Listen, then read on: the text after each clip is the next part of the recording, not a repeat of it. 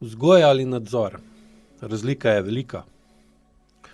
Nekatere matere vzgajajo z nežnostjo, druge s tišino. Narcisoidna mati ne vzgaja, ona usmerja, obvladuje.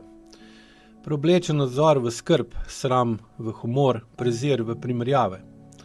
Ko je hči vesela, ji vzame sijaj. Ko je žalostna, ji reče, naj ne pretirava. Ko želi nekaj svojega, jo obtoži sebičnosti.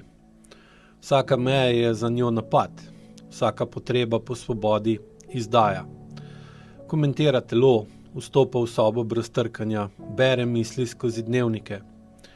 Tudi njeni komplimenti bolijo.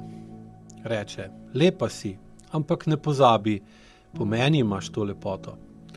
Nikoli ni dovolj, ne lepa, ne pridna, ne uspešna. Vedno nekaj manjka.